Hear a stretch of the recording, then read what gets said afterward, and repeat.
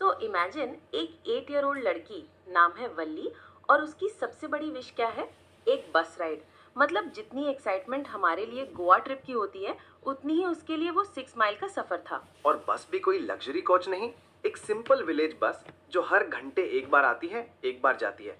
बल्ली का पूरा दिन उसी के आगे खड़े होकर निकल जाता था। मतलब नेटफ्लिक्स नहीं, इंस्टाग्राम नहीं, बस बस देखना। और उस बस को देखते देखते उसके अंदर एक छोटी सी इच्छा पैदा हो गई। मुझे भी जाना है, एक बार तो राइड लेनी है।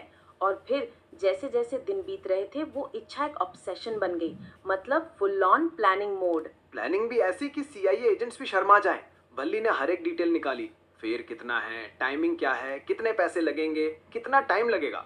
30 पैसे एक तरफ का, टोटल 60 पैसे चाहिए। और उसके लिए उसने क्या किया? स्वीट्स, टॉयज, बलून्स, सब पे नो स्पेंड पॉलिसी लगा दी। और सबसे बड़ी बात, मम्मी को भी पता नहीं चलने दिया। मम्मी तो लंच के बाद नैप लेती थी, तो वल्ली ने सोचा परफेक्ट टाइम है, चोरी छिपे निकल जाऊंगी। मतलब मिशन इम्पॉसिबल का जूनियर वर्जन। और जब फाइनली वो बस पकड़ती है तो कंडक्टर उसको मैडम बोल के छेड़ता है।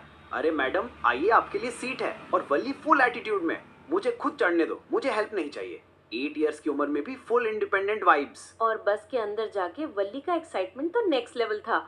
कैनवस ब्लाइंड के ऊपर खड़ी होकर पूरा लैंडस्केप देखती है। Canal, palm trees, green fields, blue sky. मतलब नेशनल ज्योग्राफिक का लाइव टेलीकास्टर्स के लिए हो रहा था। लेकिन हर कहानी में एक ट्विस्ट तो होता ही है। एक जगह एक काऊ रोड पे आ जाती है, बस के आगे आगे भागती है। ड्राइवर हॉर्न बजाता है, काऊ और तेज भागती है। वल्ली को तो इतना मजा आता है कि वो हंस हंस के पागल हो जाती है, आंखों में आंसू आ जाते हैं। और जब बस टाउन पहुंचती है, कंडक्टर पूछता है उतरेगी?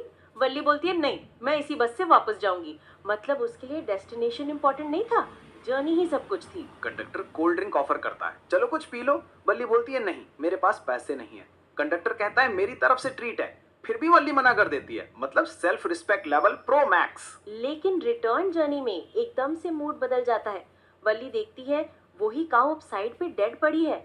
जिस काऊ को देख के वो हंस रही थी, अब उसकी मौत देख के वो शॉक हो जाती है। पहली बार लाइफ और डेथ का रियल डिफरेंस समझ आता है उसको। और यही है स्टोरी का कोर। हम सबको पता होता है डेथ क्या है, लेकिन जब तक उसका सामना नहीं होता, समझ नहीं आता। वली का इनोसेंस एकदम से रियलिटी से टकरा जाता है।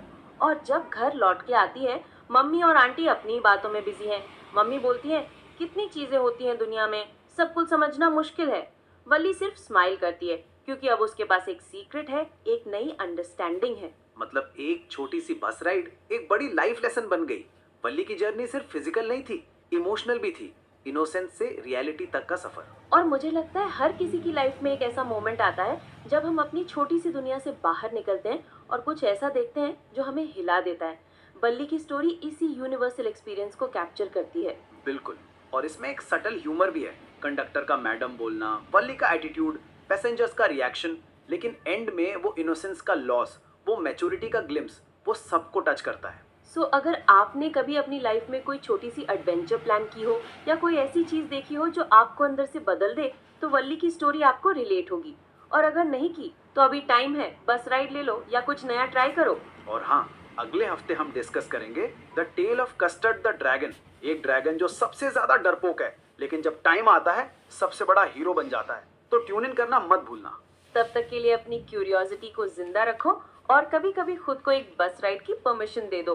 लाइफ के लेसन्स कहीं भी मिल सकते हैं। और अगर कंडक्टर मैडम बोले तो थोड़ा एटीट्यूड दिखाना मत भूलना। बाय।